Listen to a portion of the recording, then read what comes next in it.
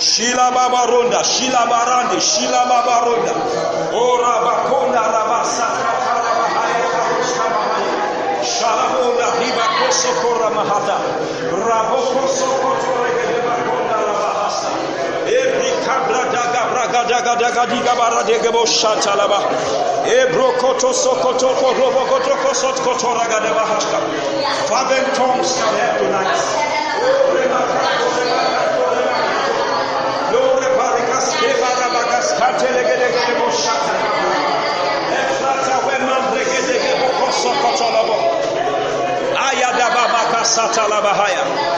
In Christ alone, my hope is found. He is my light, my strength, my song.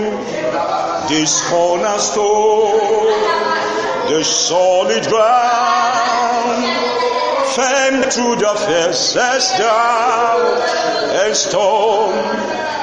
What heights of love, what depth of peace, when fears are still, when striving cease, my comforter, my holy Lord, here in the love of Christ I stand. In Christ alone, who took on flesh, fullness of God in helpless babe, this gift of love and righteousness, scorned by the ones he came to save. Till on the cross, as Jesus died, the wrath of God was satisfied. For every sin on him was laid. Yet in the death of Christ I live. There in the ground his body lay. Light of the world by darkness laid. Then bursting forth in glorious day, up from the grave he rose again.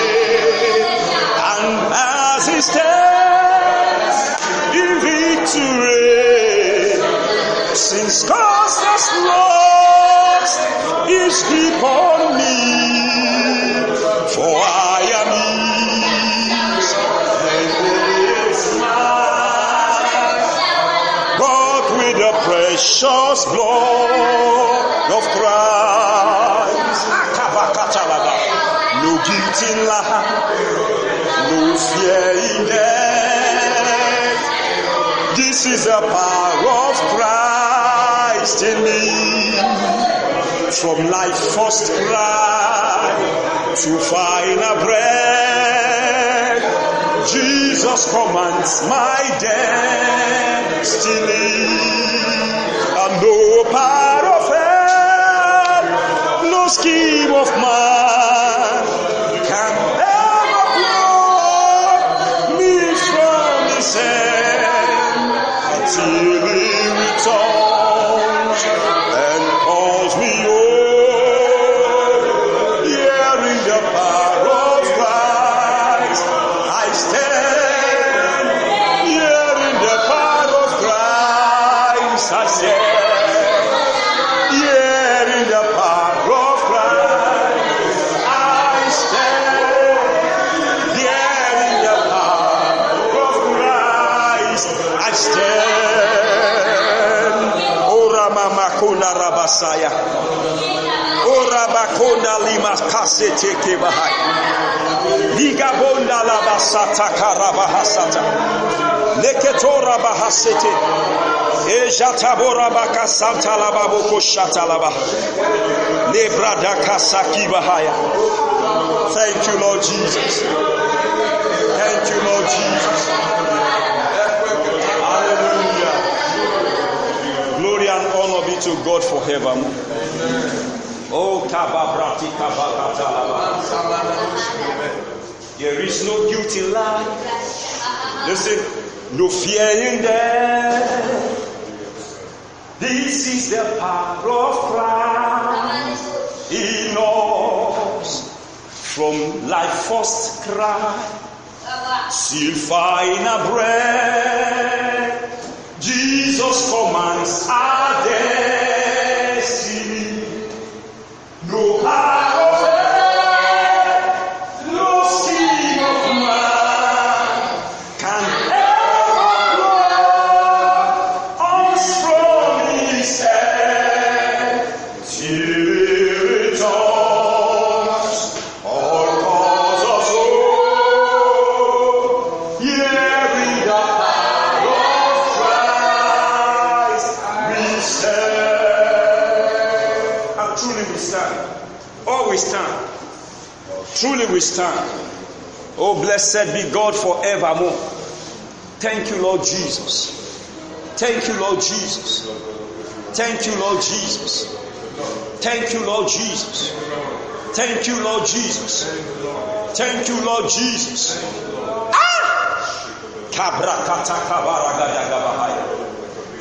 Fullness of God in endless day.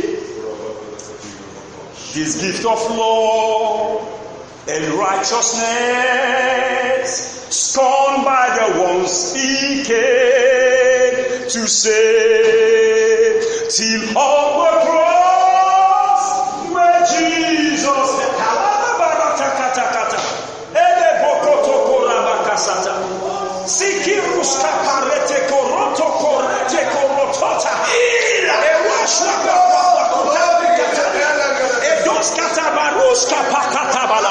sin lost his grip over us, and lost his grip over us.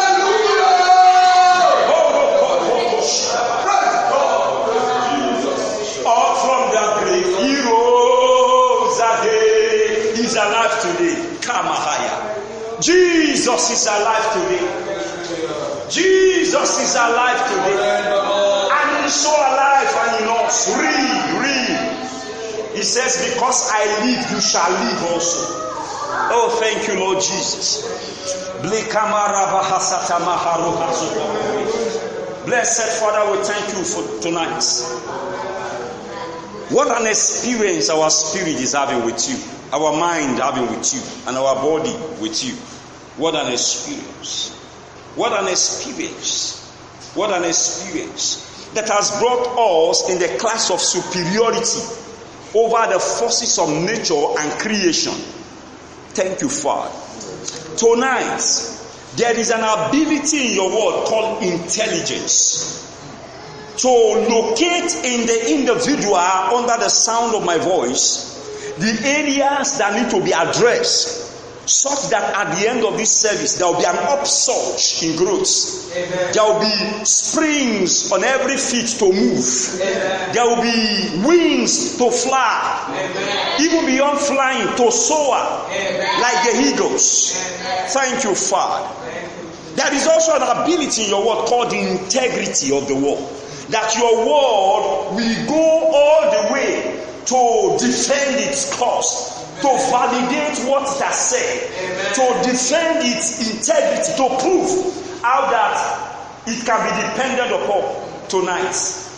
All of this ability that your word holds, they will be in action. Amen. Thank you, Father. Thank you. We give you glory and praise. In Jesus' precious name we pray. Amen. Say big amen to that. Amen. Hallelujah. Please sit down. God bless you.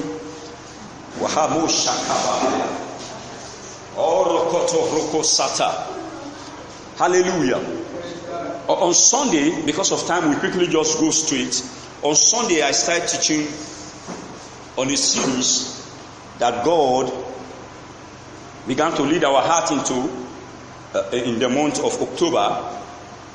God already told us that the month of October is themed delivered to possess. God said to say that we were delivered to possess. And then if there is any form of deliverance that anybody will still experience, will still culminate into one purpose that end up with you possessing your possession. Praise God. So on Sunday, I went into a teaching that looked like diagnostic. It looked like an X-ray and diagnosing some operations that are not of God. And then I began to establish the fact that deliverance is a subject that some Christians sideline. They said, the Bible actually said in Colossians chapter 1 verse 14 that he has delivered us from the kingdom of darkness, actually the power or domain of darkness, and has translated us into the kingdom of his dear son.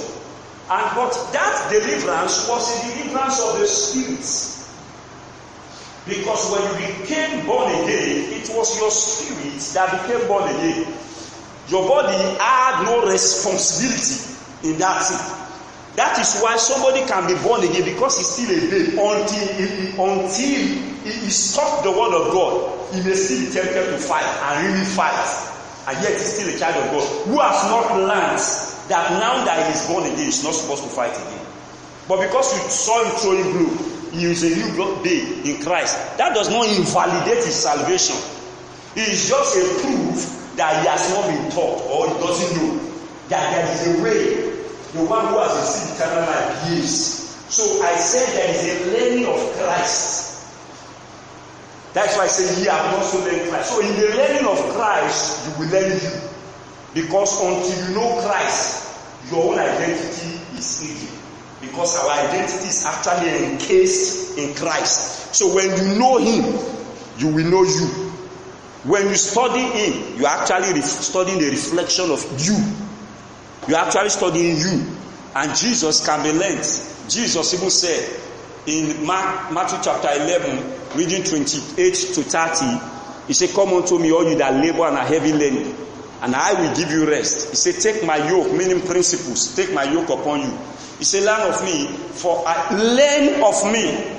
Learn of me. So Jesus can be learned. I established it. Jesus can be learned. He said, when you learn of me, you will find rest for your soul. So until you know him, the person will not find the rest. And rest is something you look for. I established all of that, and I said, even Jesus says so many things annotatively, like in John chapter 8 verse 32, you shall know the truth about yourself. But it didn't appear that it was about yourself. It looked like the truth about something. You shall know the truth, and the truth will make you free. And I said the truth is not an information about something, it's a person. It's the knowledge of a person. Verse 36. Now that is John chapter 8 verse 32. Verse 33, 34, 35, continue in that same context. And verse 36 now says, if the Son shall make you free, then you shall be free indeed. Relate it to verse 32. Verse 32 says, you shall know the truth, and the truth will make you free. Verse 36 now says, if the Son shall make you free, shall be free. So the Son is the truth that makes free. Jesus went further in chapter 14, verse 6. In chapter 14, verse 1 of John, he says, I am the way, the truth that I talked about in chapter 8. I am the way, I am the truth, I am the life. No man access the Father except by me. King James, no one goeth unto the Father except by me. So Jesus said, he is the truth that you saw in John chapter 8, verse 32.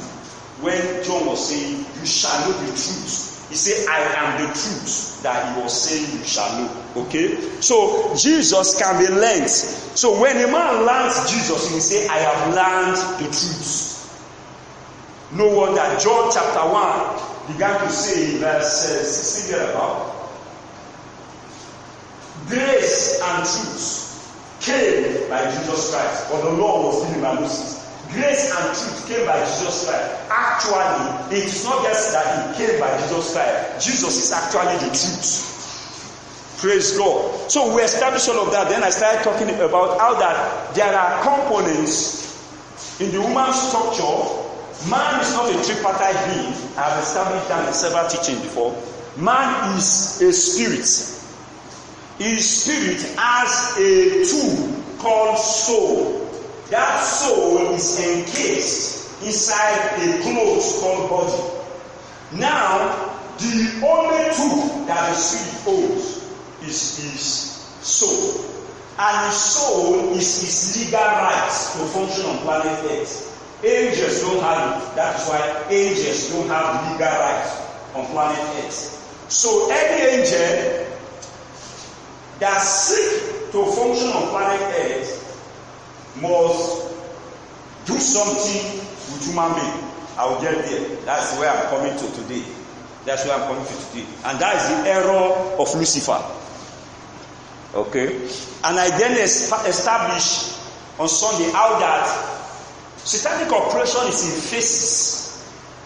It's in 3 different phases. 1, against the man who is a spirit, immaterial in this terrestrial habitat. Immaterial. Yet, in its realm, it is very substantial. Do you understand what I just said? Yes. Man is a spirit. In this physical world, that spirit is immaterial, meaning you cannot hold it. But in the realm of that spirit, meaning the spirit realm, that spirit is so real and substantial. Okay?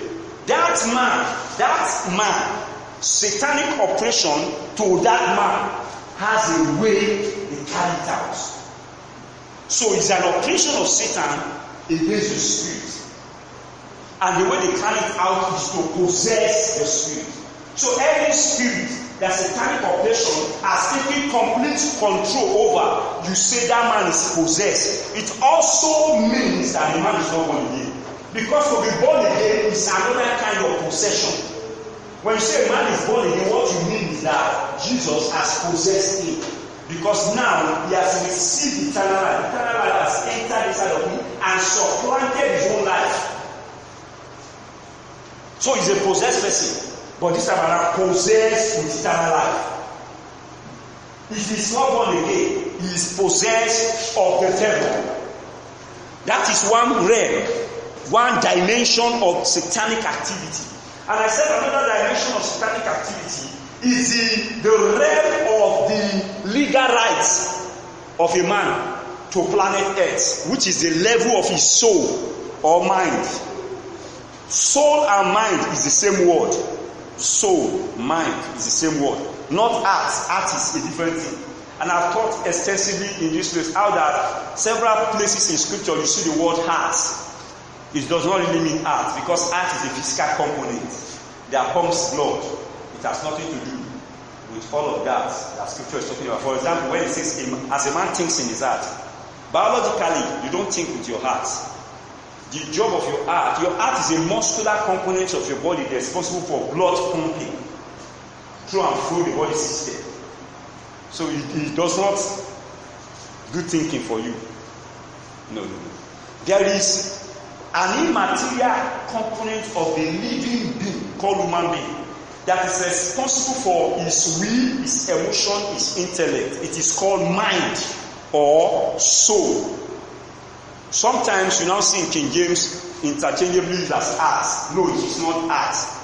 For example, as a man thinks in his heart, it can't be so.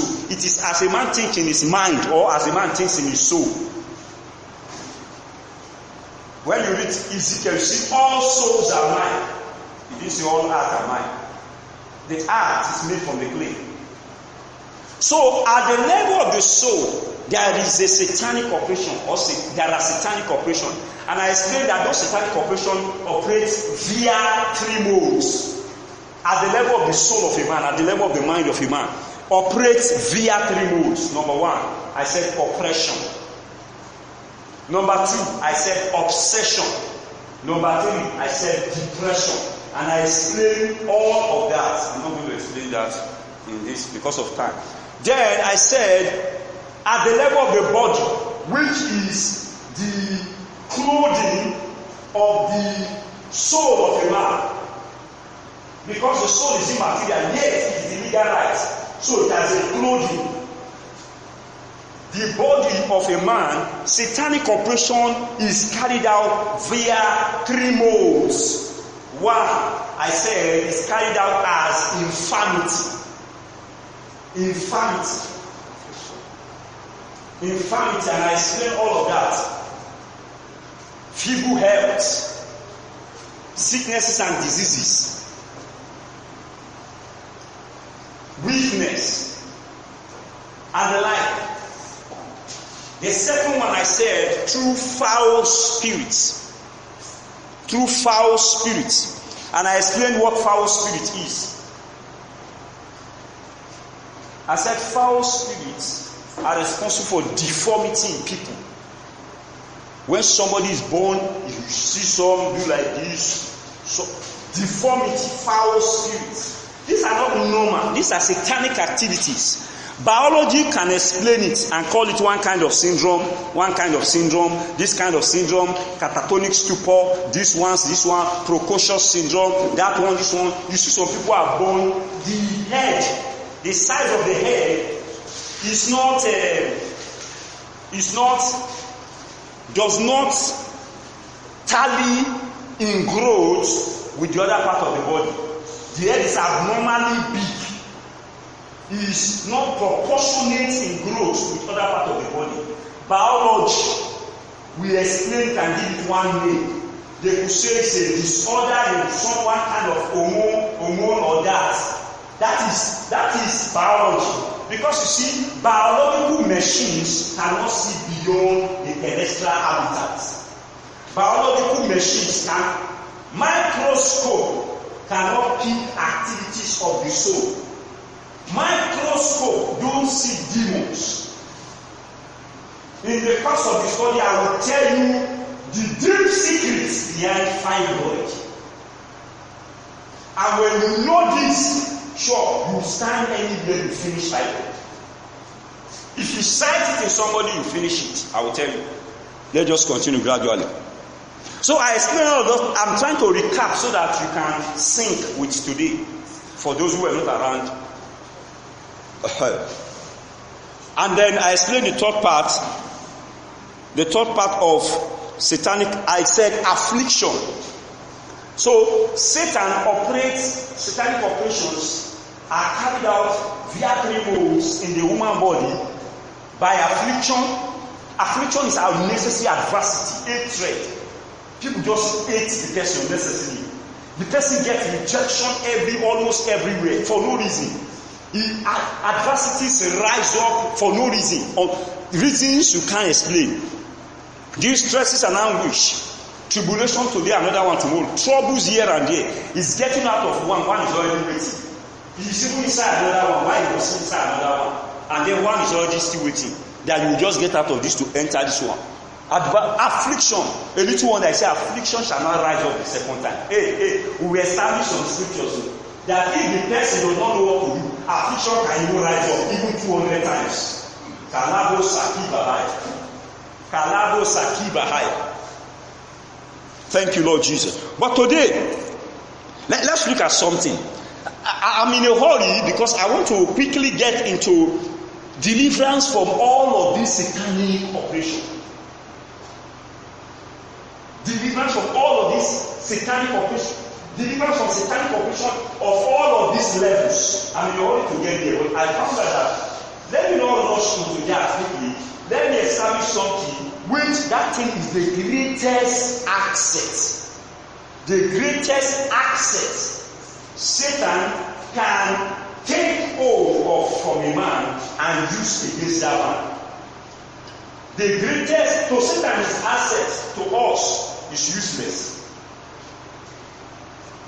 It is also the greatest weapon Satan can use against a man to either possess him or to oppress him, either to possess him, which is his spirit, or to oppress, depress, obsess, which is his soul, or to afflict, give infirmity, or to foul the person's life, which is his body. Whichever of these, the greatest weapon Satan can use is called flesh. So let us undo flesh now before we go further. Yeah, is that okay? All right, thank you, Lord Jesus. The greatest weapon, like I said, of the devil in all of this level is flesh. Now, another word for flesh is carnality. Please don't forget this in your life. Because until you know that the flesh we are talking about is carnality, until you know this, you will be reading that. How will you say this? Is this not flesh?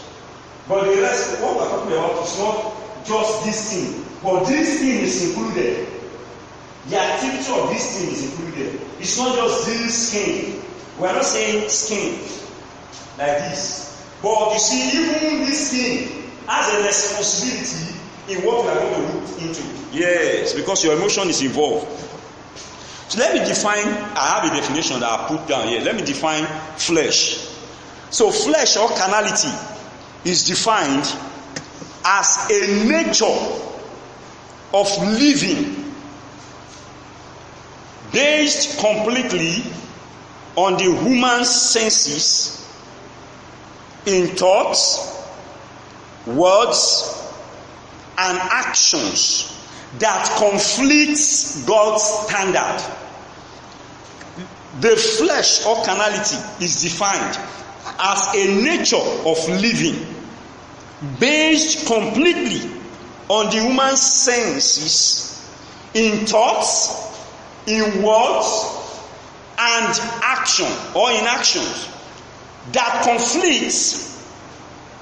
The nature conflicts with God's standard. It conflicts God's standard. Romans chapter 8 verse 5 to 8. Please, let us read it fast. For they that are after the flesh do mind the things of the flesh. Please follow carefully. But they that are after the Spirit do mind the things of the Spirit. For to be carnally minded is now tell you the second name of flesh. Now, when he said verse 5, verse 5 is a contrast between spirit life and fleshly life. Don't forget Romans chapter 8, the verse 1 said, there is now, therefore, no condemnation to them that are in Christ Jesus, who walk not after the flesh, but after the Spirit. Pause. It means there are people in Christ Jesus who walk after the flesh. Are you following it? He says the condemnation, he said the no condemnation factor is for the ones who don't walk after the flesh. Meaning to say, the ones who walk after the flesh, although they are in Christ Jesus, they are still condemned. They are still going about with condemnation. Don't make mistake with scriptures. Now I'm talking with the sound of an apostle. The ones who walk after the flesh, though in Christ Jesus, they still have condemnation. Their heart condemn them, Satan condemn them, different things condemn them, situation condemn them, challenging, whatever it is, men condemn them, anything condemn them. They see condemnation, they hear condemnation, they think condemnation. But there is a sect in Christ Jesus who don't walk after the flesh, but after the Spirit, and they don't have condemnation. Verse 2 says, for the law of the Spirit of life in Christ Jesus has made such people free from the law of sin and death. Okay? In that verse 3, what the law could not do, in that was weak through the flesh, God sending his only begotten Son in the likeness of sinful flesh, that he might destroy sin in his own body, so that the righteousness of the law might be fulfilled in us who don't walk after the flesh. So the righteousness of the law is not fulfilled in those who walk after the flesh, only us who don't walk after the flesh. Are you following it? I'm taking time to establish some of those points. So let's continue with this one we are reading now. So verse 5 says, for they that are after the flesh do mind the things of the flesh, but they that are after the Spirit, the things of the Spirit. For to be carnally minded is death, yet the person is born again. Yet he is born again.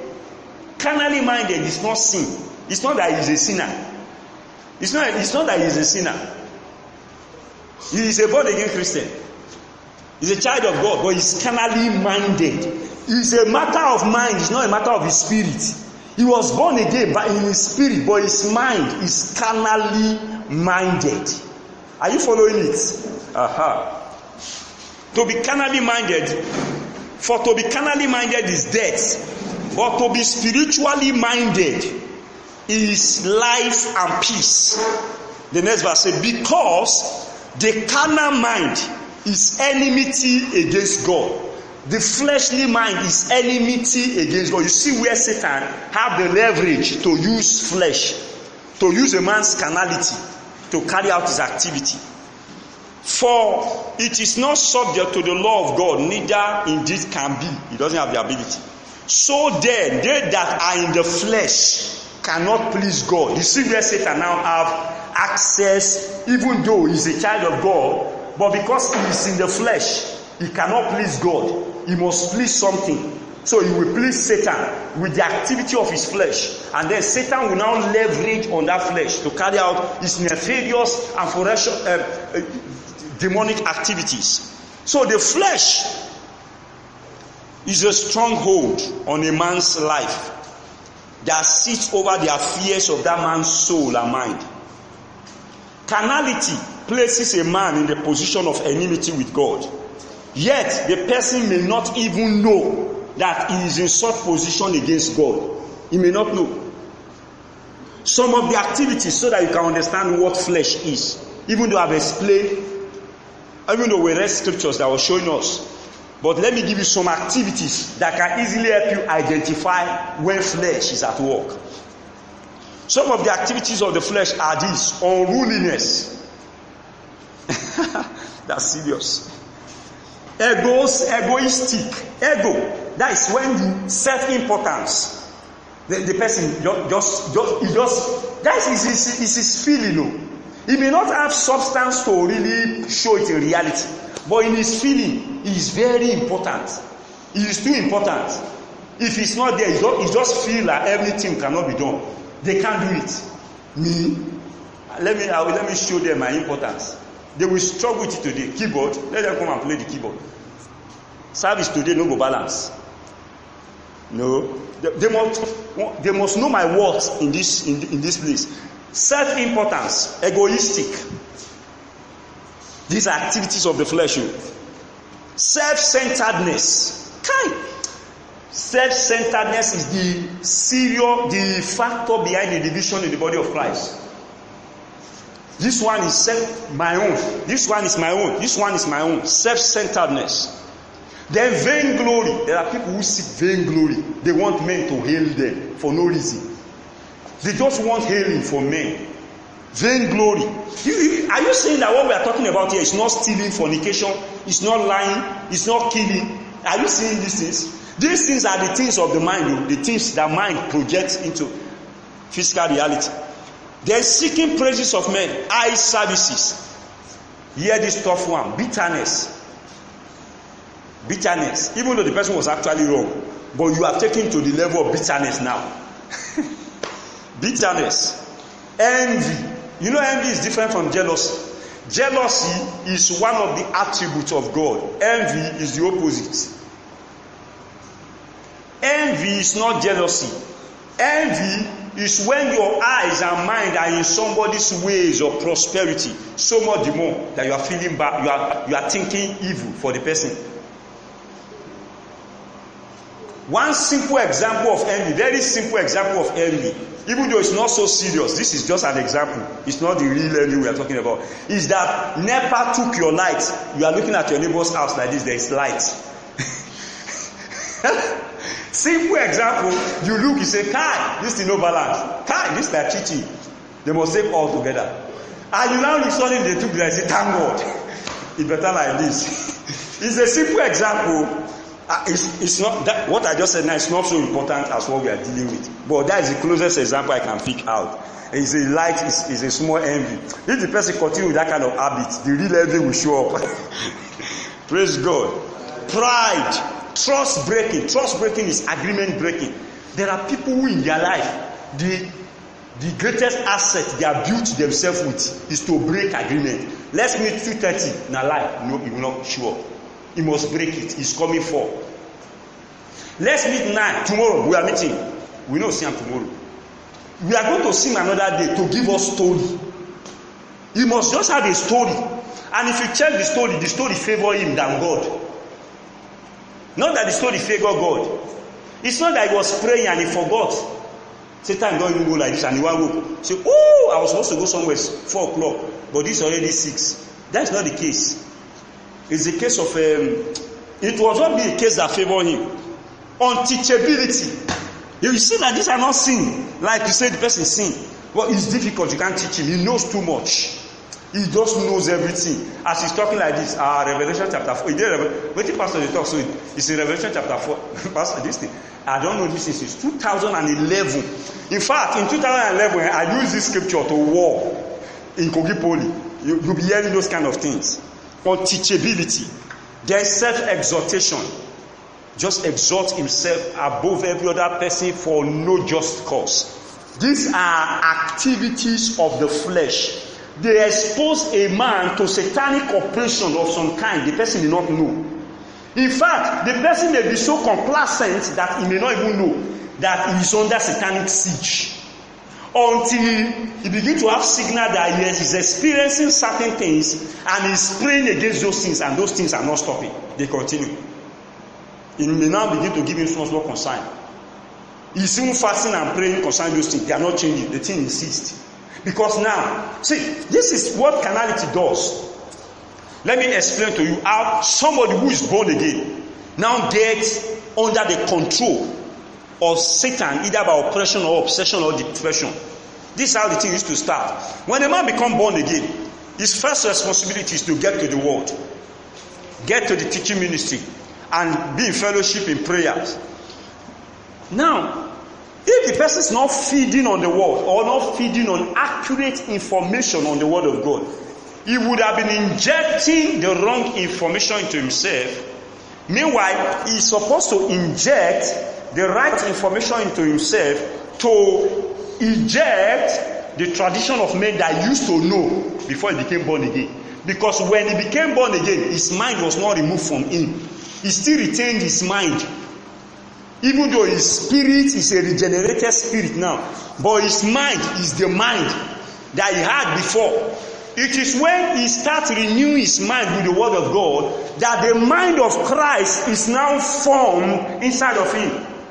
He says, ye, my son, he said, my children in whom I travail until Christ be formed in you. So Christ's formation in a man is not once off. It's not a day. It's a continuous process. As you are feeding on the word, Christ is being formed in you. It's different from you have come to Christ. If any man be Christ, that's a different thing. So that's salvation. That is a man has come to a location called Christ. But there is a forming of the Christ inside him. Paul said, I travail for you until Christ be formed in you. Meaning, Paul is saying, even though I've been teaching and praying for you, he said I didn't stop. He said another day I'm also still praying. He said another day I'm also still praying. While I'm still praying, I'm still sitting down to teach you people. I'm teaching you until Christ be formed in you. Until time is introduced into it. Until Christ be formed in you. So because this person is not consistently building himself up with the word, the tradition of men that he carried, they are still inside him.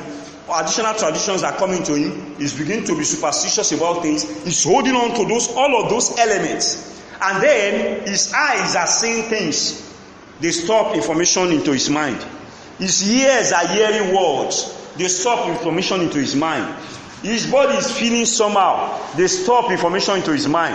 All of these things are happening to him. And he's not feeding on accurate information of God's word that should have entered inside of him to flush those things out. Now, all the things he's feeding with are becoming strongholds in his life. 2 Corinthians chapter 10 now explains from verse 3. That the weapons of our warfare are not carnal, but they are mighty through God to the pulling down of strongholds. And you think he's talking about demons alone. Strongholds, they are not even demons. Even though the activity of demons now override there. Strongholds, casting down imaginations that you got from the things your eyes saw, the things your ear heard. the wrong news here and there, 51,000 something coronavirus new this thing. You are hearing all of those things. It has formed an image inside of you. Everybody you see now is a suspect. He's throwing hand. He say, brother, well, God bless you. You are dodged. The brother wanted to greet you. He's stretching his hand for handshake. You are dodging. Coronavirus day, brother. But let's leave the handshake for now. Because of the information. When you didn't get the information, you shook anybody. Nothing happened to you. You were all out to shook people's hand. Nothing happened to you. You're not thinking otherwise. Now you have heard too much about coronavirus. You shook somebody's hand in the morning. In the evening, you are feeling feverish and you are beginning to think, it is well with me. I reject coronavirus. You see, the information, casting down imaginations, and every high thing that exalts itself against the knowledge of Christ, and bringing into captivity every thought. Check it. Thoughts, imagination. Are you seeing it? That these are about your mind. 2 Corinthians chapter 10 from 3 to 5 is about your mind. And then this thing about your mind are generated from your hearing, your sense organ, actually. Your sight, your feelings, all of those things. And then they culminate and they form something called stronghold. The Bible says you must cast it down using the weapons of our warfare, because I am going to show you those weapons. The weapons of our warfare, we will use them to bring them down. Now this is the greatest weapon of the devil. That's why I'm treating it. The greatest weapon of the devil that Satan used to capture God's people. And he can only capture them because they are already God's people. He can only capture them from their mind. He can't capture their spirits because their spirit has been possessed already by the Holy Ghost. So he's going to capture them from their mind, and it will come through their body. That's why captured mind will also show in the captured body. But it's going to come through body because they will need to hear some information that will pollute their mind. They will need to see some sights that will pollute their mind. And the person is not feeding on the accurate knowledge of the Word of God that is supposed to eject those nonsense. They're supposed to flush all of those nonsense out. And when this thing continues over time, it will come to a time that the strongholds that this negative information have formed are so strong enough that they are now the one controlling his mind. And when they start controlling his mind, what they represent is demons. So the demons assess the mind, because God is not the one controlling his mind. We have the mind of Christ. He's supposed to have been groomed until Christ is formed in his mind. But now, Christ is not formed in his mind. Stronghold is formed in his mind. The stronghold, we say, demons show up, and then the demons will show up, and they begin to carry out their activities via three modes: oppression, obsession, depression. Have you not heard that a born-again Christian commits suicide? Several has happened. That's an oppression of the devil. That is a kind of obsession of the devil. Depression is the person is so frustrated, he's not seeing a good future. He is depressed. He can't visualize any good thing. He has no reason to go to church. He has no reason to carry Bible, to pray to God. For what reason? He's so depressed that he's losing even his mental stability. Depression. Obsession. Satan gains control over his mind, that he will do something. When he has finished doing it, he will be feeling, how did I do this thing? See, I didn't know when I did this thing. It was anger. It's a serious obsession of the devil. Obsession is an irrational fixation of a man's heart. It is so much the way that Satan begins to control the man from his mind, even though the devil doesn't have control over his spirit, but it's controlling his mind. So the man can stand up from his mind now and go and do something that he wants to regret later. He will slap somebody to cry later that I didn't even know when I slapped this person. He will be so angry, under anger, he can break a television later and sit down and begin to regret. He is born again. All of these things started from somewhere. The mind. Culminating information. that are antithetical to God, that exalt themselves against the knowledge of God, but he's not feeding his spirit with the word of God, that is supposed to eject those things out. So they have stronghold, and they lay siege into his life, and they begin to control him. Oh, thank you, Lord Jesus. That's why Romans chapter 7 verse 18 says, for I know that in me, Paul was saying something. For I know that in me, that is in my flesh, dwelleth no good thing. For to will is present with me, but how to perform that which is good, I find out not. So he's saying that there is certain thing he would have wanted to do, but he sees himself not doing the good things. He's doing the wrong thing. Obsession. This is the obsession of the devil. Obsession of the devil. Paul later had to come to a conclusion later and say, thanks be unto God who has given us the victory. When a believer allows the flesh to govern his life for long, he becomes complacent, self-satisfied with his state, and by reason of the longevity of practicing fleshly dictates, demons are introduced into his mind. Don't assume and don't be deceived that demons don't have access to believers' mind. Demons do. That's why Paul says, lest the devil take advantage of us, for we be not ignorant of the devices of the devil. So we are not ignorant, we know his devices. We know that if we leave our mind alone and not feed our mind with God's word and feed on the word voraciously, if we leave our mind alone, with this thing that they are showing in CNN, with this thing they are showing Wazobia TV, with this thing that Al Jazeera is showing, NTA is showing, with all this type of information, and with this thing we see in the street, you drive in the night, with this chickeny skirt you are seeing with this lady, some information will be planting. One day you will wake up, begin to watch what you don't want to watch. You say, no, make a job. What you want to do? What you want to do? Oh, this wrong. This not good. This no. Why is he doing this? You are still watching. Oh no. No. This not proper. Let me even see how it will end. Okay.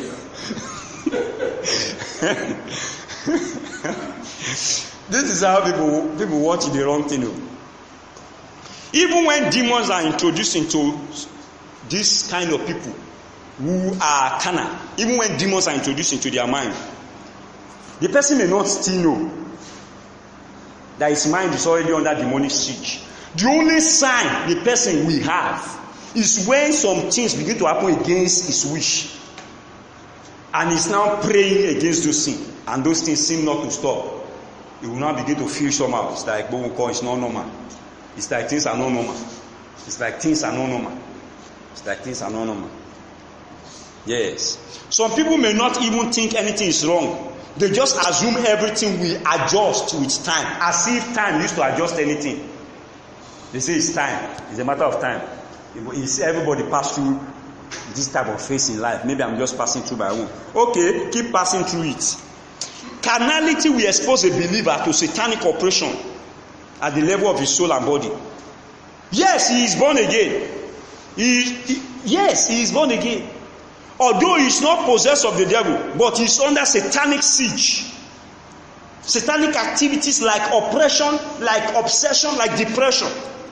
Now I want to share, before I close, how to remedy this problem of flesh. Is that okay? Because how can we diagnose flesh so much, with so much emphasis, and we don't solve it? The diagnostic is okay, but the prescription, the therapeutic part of it, I think is the end. If we have the therapy, we can solve the issue in people's life. We can solve the issues. With the therapy, you can even, there are certain things you don't allow in your life. There are certain things that you sometimes want to show yourself. It may just be beneficial to you, your feeling, to show yourself. But when you look at the resultant effect in the way God thinks, you say, no, this thing, it will make me shame myself before God. You say, no, I will not shame myself before God. You say, it will make me to make the word of God of no effect. You say, no, I will not do that. I won't do that. I won't do that. Glory be to God. Glory be to God. Thank you, Jesus. Hallelujah. So you can remedy the problem of flesh.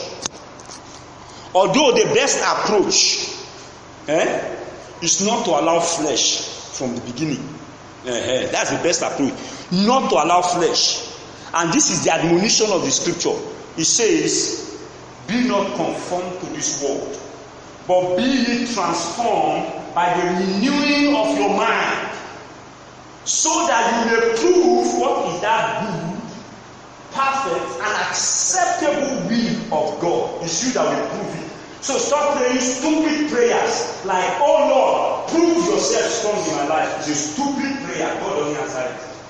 It's a very stupid stuff. Oh Lord, prove yourself great in my life. He is not going to do that rubbish. You are going to prove God to people in your own life. You are going to carry your mind to the place of renewal consistently on the word of God until your mind agree with your spirit in agreement with God's word, and your body become the recipient of what your spirit is downloading from the realm of the spirit, and then the result is obvious in your life. The Bible says that your profitings may appear to all men. Say, meditate on this thing, give yourself wholly to them, that your profiting may appear unto all men. By that you would approve to men, all men, how strong your God is, how big your God is, how magnificent your God is, and how glorious this eternal life we claim is. Yes, it must be that. So I'm going to give 4 remedy prescription for handling flesh. I call it remedy prescription, like we are prescribing it according to the word of God. Number 1. Now they look simple. They are not things that you have never heard before, but they are things that many people don't use, even though they heard it. Number 1 prescription: constant renewal of your mind by the word of the Lord. Constant renewal of your mind by the word of God. That you will deliberately inject accurate knowledge of God's word into yourself, and you will eject out fleshly suggestions and traditions of men. Suggestions and traditions of men. Like some stupid traditions of men. Don't cut leaf in the night. They are talking to you, you are born again Christian. You too want to cut leaf. I was just telling somebody recently. They say, no, not this night. Night don't do. We can't cut the leaf again. I say, you can't cut vegetable again for night. Say, no go work. Like you mean the leaf no time? Like you mean the nutrients in the leaves already are sensitive to photosynthesis? Are you saying because the leaf is no longer photosynthesizing that night, the nutrients already stored will disappear from the stomata? You understand science? How? They say photosynthesis is a process whereby green plants generate their food from the sun in the presence of the sunlight and chlorophyll. Are you saying that the food it has generated already, now because it's dark, the food will exhale out of it? All the nitrate component they will leave? The one me I study in science say even in the night the plants feed more on the carbon dioxide that we exhale while sleeping. The one me study in science, that there is a content of feeding that shows on plants. That's the time you wake, you see your mango tree don't increase, but you don't know. Until after 2 years, you say it was like this last year. Now it's like this. And when you sleep, is when they feed more. They only do photosynthesis during the day. You exhale that carbon dioxide when you are snoring. And then they are using it up. Pulling out nitrogen from the soil through the roots. Let's leave science. Let's leave science. Let's concentrate on Bible. Because some of us too, we read science in some area. The same science that they are using to prove that people should be masking their nose. The same science said is suicidal. Let us leave science. All we just claim now is that after all, it's business to some people. It's business here and there. If they close nose mask, what of my members who are selling nose mask? And the sales rep is listening to my message. See, waiting pastor call the do that. Which type of message be this now? Pastor, just preach Jesus is Lord now. You go square market for us. So constant renewal of your mind by the word. Colossians chapter 3 verse 16 says, let the word of Christ dwell in you richly. The richly is the emphasis. It's not just let the word of Christ dwell in you. Let it dwell in you sufficiently.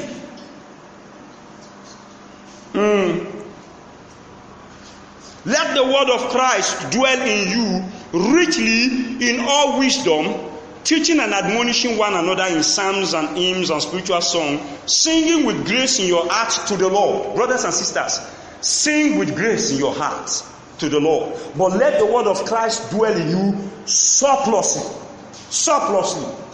By this way, it will keep your mind in constant state of renewal.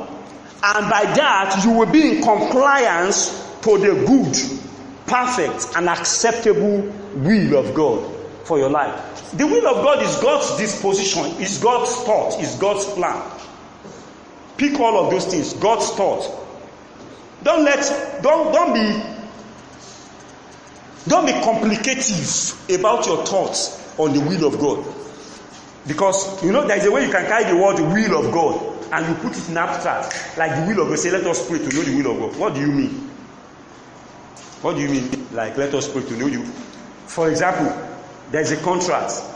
You bid for the contract, and then you have been given the contract, awarded the contract. You say, I want to pray to know whether it's the will of God for me to execute the contract. What do you mean? I don't understand what you are talking about. You mean like God said, I know the thought that I think towards you. The word thought there, you can also change it and put, I know my will. The will of good and not of evil, to give you an expected end.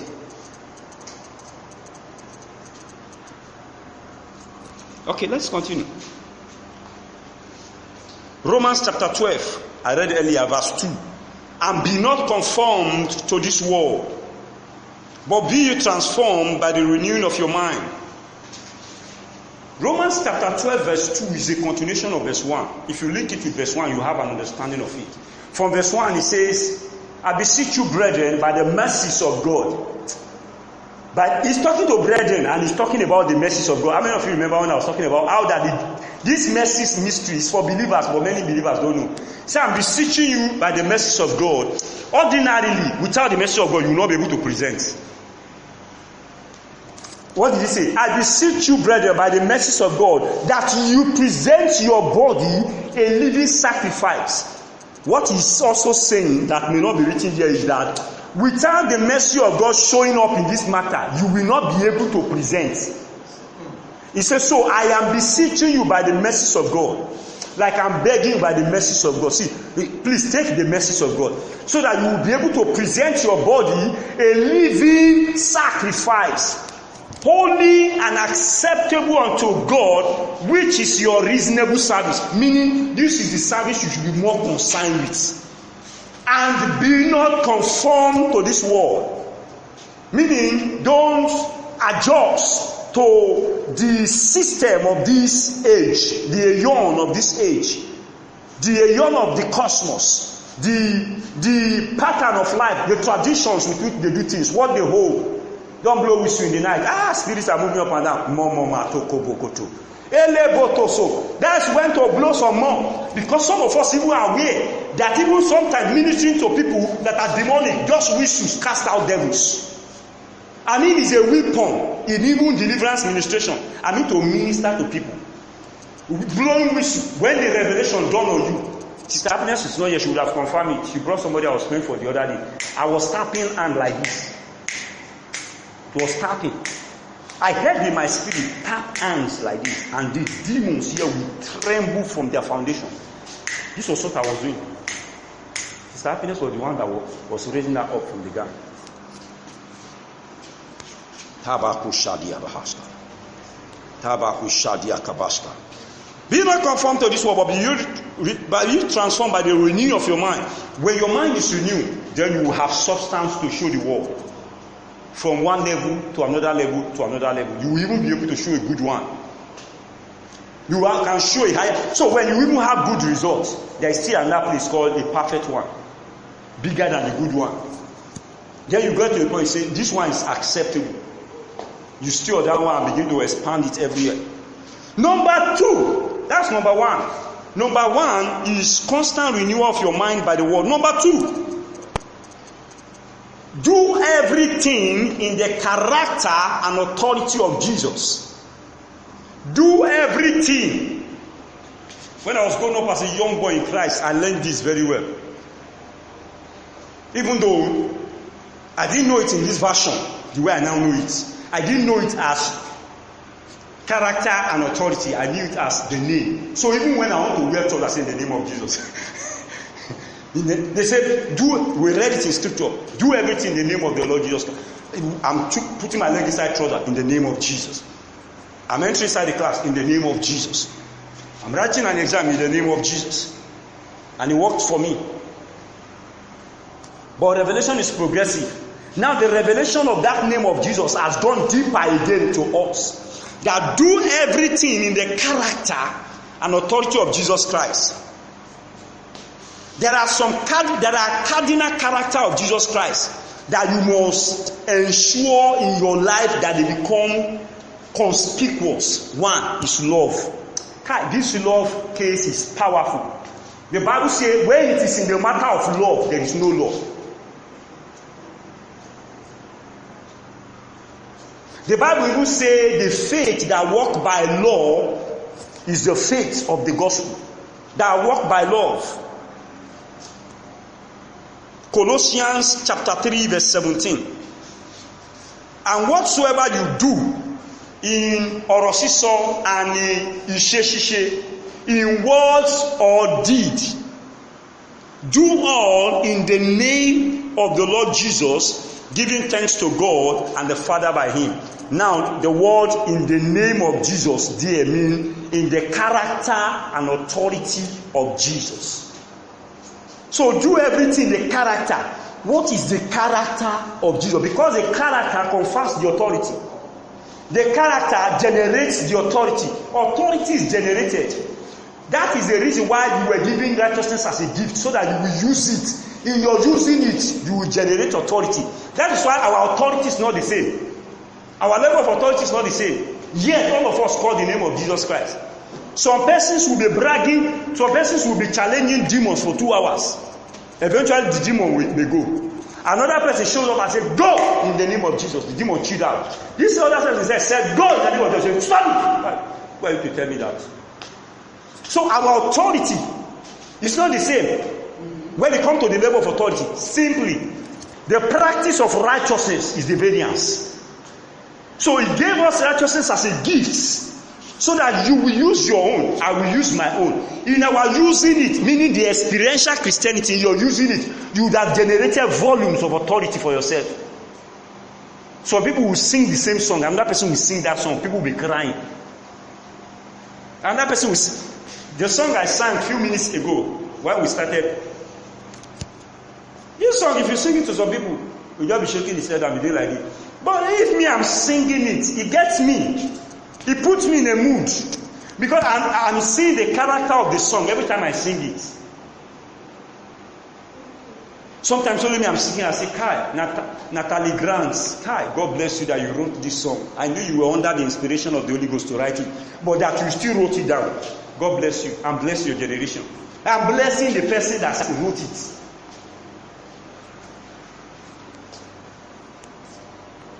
Thank you, Lord Jesus. I said something the other time. I said in the character, and I said cardinal characters that we saw in Jesus' life. 1, love. 2, compassion. 3, kindness. You can go on. We are looking at the cardinal. I'm just mentioning some cardinal. Because when we say, this is prescription, I'm really prescribing that you can use something you can carry and use. And we said, do everything in the character and authority of Jesus Christ. Talking about doing everything in the character of Jesus Christ is most important. See, when you do it in the character, the authority will follow. So let us not study the authority. Let's study the character. When we know the character and use the character, authority is the result of using character. Yes, authority is the result of using character. Authority is the result. Authority is the result of a consecrated life. Yes, authority is also a reflection of secret commitments. So, and I said the character we're talking about, the authority that will generate authority. I said one of the character is love. How many of you know this scripture that in the body of Christ we have quoted so much that it's like it's becoming faint now? It's not so. It was written in bold letter before. Now it had been faint. Later it was italicized. Now it's getting faint. That we say. Excuse me. Let me bring out that scripture. 1 John chapters 18. 1 John. Okay, let us read this from verse 16 quickly, because we are talking about prescription here. 1 John chapter 4, verse 16 through to 18. 1 John, I'm reading. And we have known and believed the love that God has to us. God is love, and he that dwelleth in love dwelleth in God, and God in him. Herein is our love made perfect, that we have boldness in the day of judgment. Because as he is, so are we in this world. There is no fear in love, but love, perfect love, casteth out fear, because fear has torment. He that feareth is not made perfect in love. Please, did you hear what I just read? Yes, sir. Let's go back to, is it verse 17 now? Where it says, herein is our love made perfect, that we may have boldness in the day of judgment, because as he is, so are we in this world. How many of you know this quotation? You know it now. He said, as he is, so are we in this world. The scripture was actually misused. Kai, Rebecca, I'm talking deep things here. Have you noticed that some of these things we were using generically before? Now we are now dealing circumspectly. We are no longer just functioning with assumption. We are dealing circumspectly. Because if this generic usage of it was supposed to be used that same way we're using it, how come it was not producing results in the life of many using it generically? Some persons have quoted as he is, so am I in this world. They finished the quotation and we went to mess up. Some people finished the quotation and they were defrauding their brother. Or just finish defrauding a brother and quote it the same thing. Or finish quoting it to defraud somebody. The quotation is, as he is, so am I in this world. Is it really true that as he is, so is every believer in this world? The answer is no. Very, very no. Clear no. As he is, not every believer in this world is like that. The Bible in this verse, in this part where we read, x-ray the matter. But if you don't look at it critically, with the eye of an apostolos, you will not see it. Okay, let us look at it to see it. You know, I've been showing you many things that we are reading before. We are beginning to see them. Like we saw Psalm 102 verse 13 and saw the secret in our meeting the other day. Good. Let us look at it again. Let's go and criticize that scripture. From verse 16, he said, and we have known and believed the love that God has to us. Meaning, the love God has to us, we know it. And we believe it. After all, it is that love that gets us born again. John 3:16 told us, for God so loved the world, and he gave his only begotten son. Because of his giving, that is a proof of his love, we have become born again today. Is that okay? Good. Let's go to the next word. God is love. And he that dwelleth in love, dwelleth in God. Hey, there's a clause now. It's not everybody that is in God presently. Listen. There is an acid test. It says until the person dwells in love, not until the love dwells in the person. How many of you remember Christ in you, if any man be in Christ? When I talked those two things, I said they are not the same. I said, if any man be in Christ, is salvation. Christ in you is a formation. Paul said, I travail until Christ be formed in you. I said, Christ in you, he says, if any man be in Christ, is salvation. And then that one is legal. I said there is a vital one. You in Christ. The Bible says, if Christ be in you, then your body will feel it. If any man be in Christ, is only his spirit. To be in Christ means to receive salvation. Don't be looking at the position. To be in Christ is salvation, which is legal. Just confess the Lordship of Jesus Christ, receive remission for the sins of your soul, receive eternal life into your spirit, and confess him is Lord. You become born again. So, by that action, you are now in Christ Jesus. The location called Christ. Then there is a person called Christ. The person called Christ, when he is in you, certain characteristics will show up in your life. Number one, righteousness will no longer remain at the level of the gift you receive. We now expand to the practice doing right with the gift you receive. Love will no longer be the nature you receive as the fruit of your recreated spirit. Love will now be your lifestyle, your practice. You will now be exhibiting it. Patience will no longer be what you receive in your nature. Patience will now be a character you are exhibiting consciously. And the like. And so many other. So this scripture here is saying, please permit me to just take time to explain it, to teach it. Because this is one of the things that, when it's not in place, demons infiltrate believers' mind. Demons and oppress them, and obsess them, and depress them. Yes. God is love, and he that dwelleth in love. That is the only set of people that dwell in God, and then God is loaded in him.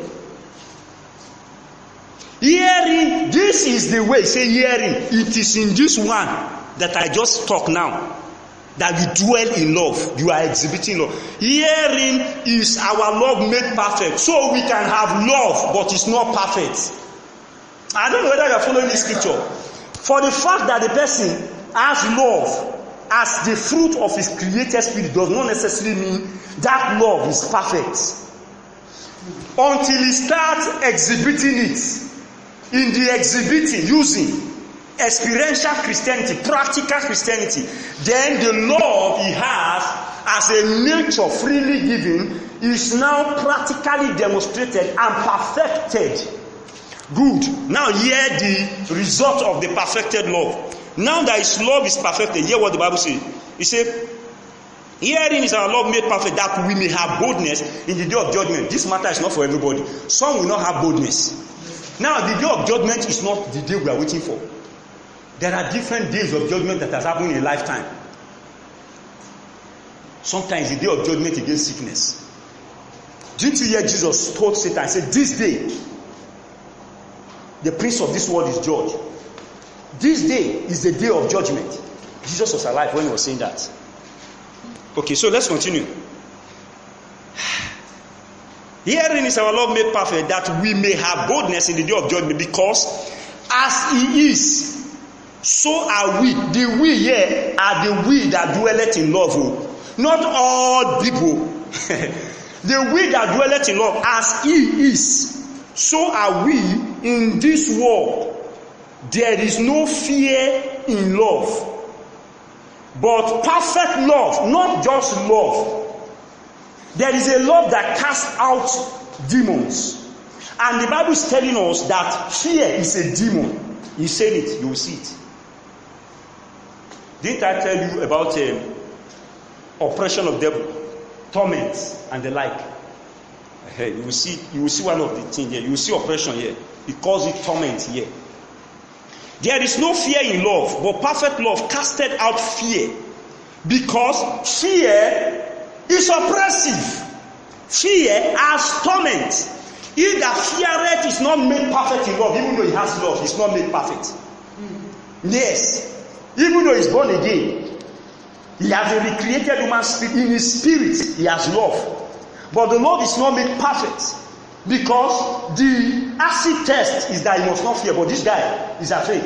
There is fear. I'm not talking of sudden fear. I'm talking of fear. Fear is a spirit. He says, fear has torment. Please read verse 19 for me. We love him. We love him Because he first loved us. Have you not seen that? Have you not seen now that there are two different things? The we, this we that are like he is. Our love that we love him now is because he first loved us. So the first thing that happened that God loved us legal. We now are saddled with responsibility to love him. And when we begin to exhibit this love to him, the love to him will cause us to spread love to men. And when we do that, we will have authority before him and towards men. We will have authority before him as a prince that has prevailed before God. That's what you call Israel. We will have authority before him and towards men. And when we have authority before him, that authority will subjugate satanic oppression, satanic obsession, satanic possession, satanic depression, satanic activity of any kind. That oppression will do it. Didn't he just say here that perfect love will confer authority on you to cast out fear? That's what he said. Perfect love becomes your authority building ground. Suddenly, you will show like this, an icon will be represented inside of you. That demons, because they see from celestial axis, they can sight it. That this guy is an icon of a perfect love. We cannot stand him. That is the reason why hell cannot stand perfect love. No man with perfect love will go to hell. Nobody. It's not possible. Nobody with perfect love go to hell. It's not possible. God cannot stand it that love at that extent goes to hell. God can't stand it. No. Maybe that will be the first and last time God will have to stand up from anything. Anything he sits upon, he will stand up. If we can measure his standing, he will stand up. It's not possible. It's not possible. Oh, thank you, Jesus. Glory be to God. Thank you, Jesus. Hallelujah. Did I explain that clearly? Okay, so it is in a dwelling, constant living in love that our love is perfected. This perfect love will make you have boldness in the day of judgment. We cast out fear. Fear is a demon. It will cast it out. It will cast out fear. Fear has torment, oppression, obsession, depression. Love, perfect love can cast them out. Perfect love can cast them out. I wrote this, but it's getting me more now. Perfect love can cast them out. You have not said anything. You have not said anything. You just show up in the place.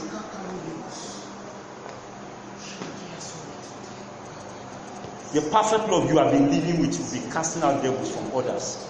That is one. Secondly, this guy has been under the obsession of the devil, but suddenly this type of message entered inside of him. He went back home and began to do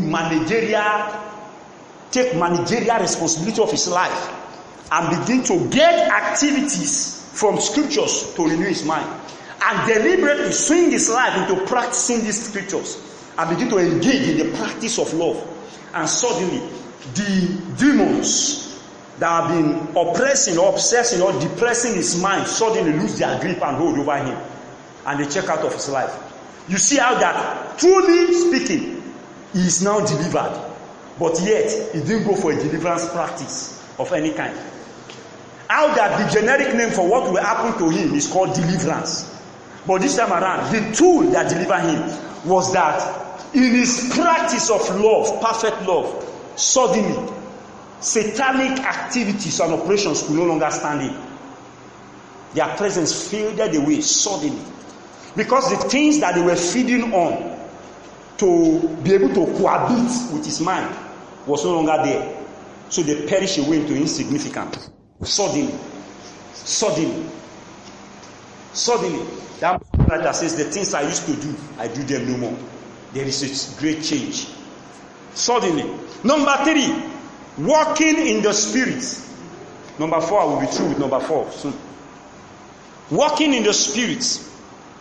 It is true to walk. You can walk in the Spirit. Walking in the Spirit, what does it really mean? It means daily living in and by the leadership of the Holy Spirit. Galatians chapter 5 verse 16 to 17 says, this I say then, walk in the Spirit, and you shall not fulfill the lust of the flesh. You know, we are remedying flesh. Walk in the Spirit, you will not fulfill the lust of the flesh. For the flesh lusted against the Spirit, and the Spirit against the flesh. They are variants. These are contrary the one to the other, so that you cannot do the things that you would do. But if you walk in the Spirit, you will be able to do the things you want to do. And you will lord over the flesh. Galatians chapter 5 verse 25 says, if we live in the Spirit, let us also walk in the Spirit. The word walk here is not like emperipacho. It's not the word parabolating. It's not like emperipacho, like when God say, I will walk in them and be their God. In that case, what God is saying is, I will be parabolating around their life. The Greek word there is emperipacho. This one is not emperipacho. The word that was used in this place is actually the Greek word. I wrote it down here for you. Is stokeho. And stokeho, this is what it means. To walk in the Spirit means to proceed in a role as a march of a soldier. Like there is a line and they are going straight. Everybody is picking leg at the same time. You know the way soldiers do it in a rank.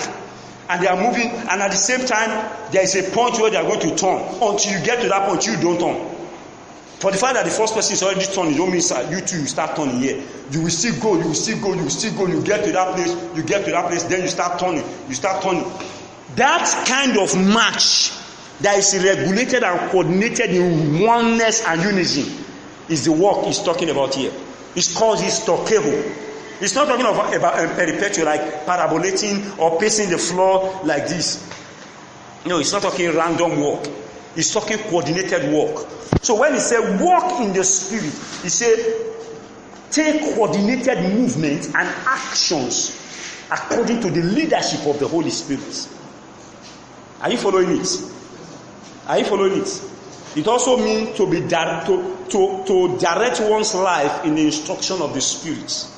A little wonder, the word says in Romans chapter 8 verse 14, as many as are led by the Spirit of God, they are the sons of God. They are the children of God. Number 4, the last one. Set your affection on things with eternal values. Now, what I'm giving here is how to remedy the flesh problem. Because flesh is the greatest weapon of satanic operations. And I say flesh is carnality, and I define flesh, and I say flesh is not skin. And then I prescribe 4 solutions, 4 remedy. The last one is set your affections on things with eternal value. Have your feelings for divine agenda. Become the reason why God's work is prospering without limitation of any kind. It's about affection. Somebody is unnecessarily obsessed with God's work. You now see now that his mind is now colonized by God's word. That he say, I can't just get my mind away from church activity, from God's work or kingdom agenda. When he is now conscious that any money God is going to give him, God is giving him that advantage into that money because there's something to do in God's work with money. God, I'm hearing God. And the dimensions I'm hearing God this last day will really help my life. Because there are many people that will eat out of this thing. God said, can you commit to me how you will spend something if I commit it to you? Commit to me. Let me see if it is good enough for me to give you. Otherwise, I don't give you. I know when we're growing up. See, there is a big message. that he has given everything. Jesus paid all the price. Oh, I thought if that is all that it should be, everybody in this kingdom should be us unnecessarily rich. And then we shouldn't do anything. After all, he has given us all things. Then why is he asking us to do something that he said we bless or not? Why labor for reward? I thought he said my reward is with me to give every man according to his work. Why are you still rewarding? If you have blessed everybody based on your finished work, that we should just come in and just eat. We don't need to do anything. We should just be waiting for time. Maybe if you are 25 years old in Christianity, you become a multi-millionaire. We say, how many you be now? Say 19. 6 years time, and you're good. We would have just waited. How many you be now? Say, I'm 28. Your million never should say, you don't show. How old you? He said, now, next month, I'll be 25 years old. Say, oh boy. That means that next month you will become multi-millionaire. Because if they finish work there, upon it, everybody enjoy the same thing. Why is he saying my reward is with me to give to every man according to his work? Why is he saying God is a rewarder of them that diligently seek him? Why reward him? After all, you have made all free for everybody at the same volume. Why are you not rewarding anybody? Tell us to come and chop. Tell us, do nothing. Just believe me, be chopping. Everybody will be chopping. But brothers and sisters, na lie. There is reward. There is price. There is commitment and reward on them. I said that to say, when he said, tell me how much of it you will commit to me. I want to see if I can commit this much to you. I want to see if I can commit this much to you. I looked at it and said, Lord, you take, out of every 10, you take 7. Let me hold 3.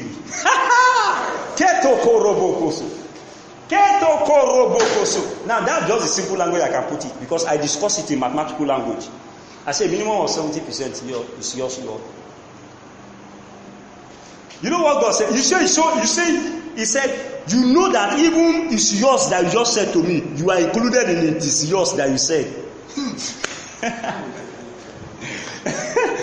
Some of you don't understand what I'm talking about. When God sees that you are waiting to righteousness, he can call you to the place of vow. He doesn't call every of his child to the place of vow. When God finds out that you are awake to righteousness, did you see it in Bible? Awake unto righteousness. Awake unto righteousness. You saw it in Bible, right? When God finds out that you are awake, he can call you to the place of vow. He says, son, now when you don't serious, now when you don't ready for big things, give me a vow. And see me cause nature and creation bring it to pass. It's because you are awake, otherwise God will not tell you, because you know that if you are not awake to righteousness, you will break it. Angels will follow you after it. They will be following you. Oh boy, that will promise us.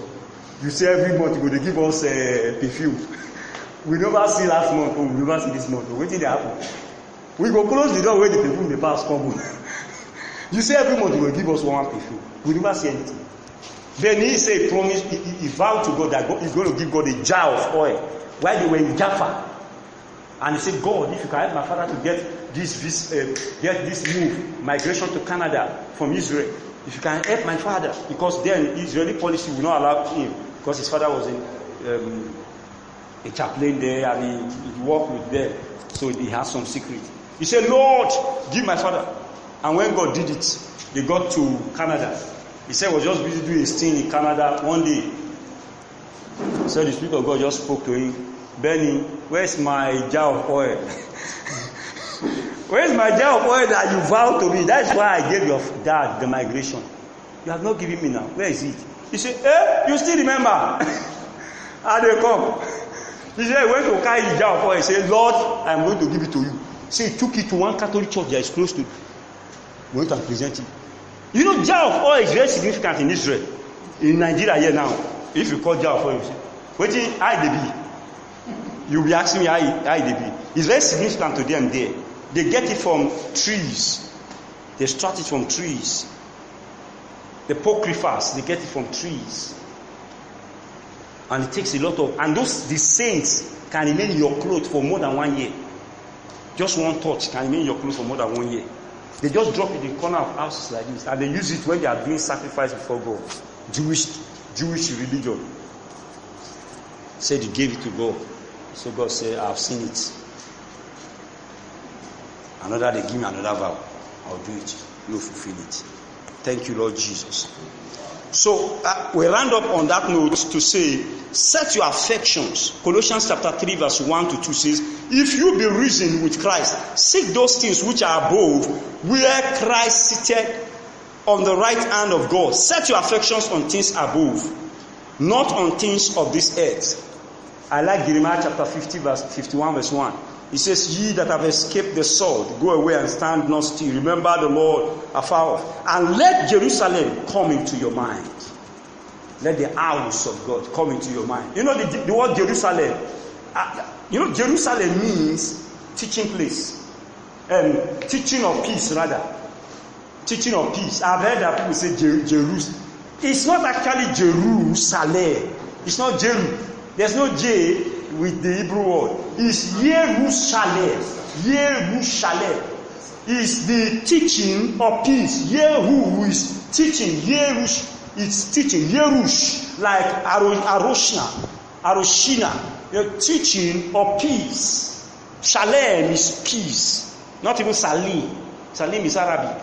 Shalem is peace. He says, let the teaching of peace come to your mind. Brothers and sisters, with these 4 prescriptions, you will not just have handled operation of the satanic operation at the level of your mind and body, you will also have the ability to handle it in people's life, because you know what to tell them. Now, these are the things that must preoccupy the person's mind, so that when these evil spirits leave, and anytime they return back, they will come meet the mind preoccupied. Jesus gave us that diagram. When an unclean spirit is casted out of a man, whether in his spirit or his body or his soul, that unclean spirit will go wander in dry places. After a while, he's going to come back to check if that place is still kept clean and empty. If empty, the Bible says he's going to go and take 7 more wicked devils than himself, and make the latter state of that man to be worse than the way the man was before. So if you are not going to invest this type of things in people's life for a total complete freedom in their mind and body, please let them still be the way they are for the meanwhile, until you are ready to teach them these prescriptions. Even if you do out in Jesus' name, to teach them this prescription.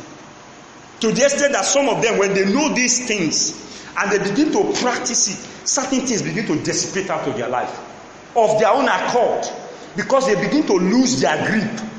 It will now mean that you have brought every thought to the obedience of Christ. It will now mean that you have cast down every imagination and everything that try to exalt themselves against the knowledge of God. It means you have brought them down. So now that they are down, they are incapacitated in their grip over the person's mind. Now the mind of that person is gaining ascendancy, getting the influx of God's word. Those words that is entering his mind will now help him small time. He will begin to have substance. What did the Bible say? He said, meditate on these things. Give yourself wholly to them, that you're profiting. Oh, when you meditate and give yourself to it, profitings will begin to show. He said that profiting will appear to all man. It means it will live. It will not just happen in your mind alone. It will show in your body. Before too long, the adversities you used to have, rejection everywhere, has disappeared. Now you show up in places, no adversity, no trouble. It's an affliction of the body. Satanic operation in the body. Affliction. You get to a place everywhere there's trouble. Suddenly, no trouble. You are accepted. The person is accepted. Now this is healthy deliverance. But because it's not taught, the person is just looking at deliverance as somebody that just, only the person that is just doing like this. To the extent that even this person we are talking about, if it's not taught, we still put hand. The same, he will do the same thing. If we say in the name of Jesus, he will do the same thing. You will be here, leave me alone, leave me alone. Leave me alone. Leave me alone. You can even be hearing things like, I'm from the Father's house. I'm from the Father's house. I'm the idol of the Father's house. You might say a lie. Yet the devil was actually telling lie. Coincidentally, his lie now is true. But he intended telling lie because he doesn't have ability to say the truth. But because he is telling lie does not mean some of the things may not tally. Yet he's telling lie. He wants to deceive you away. In deceiving you away, he has said what he didn't know he was going to say. Thank you, Lord Jesus. Glory be to God. Do you understand these things we just shared? Rise up your feet. Let's pray. Give him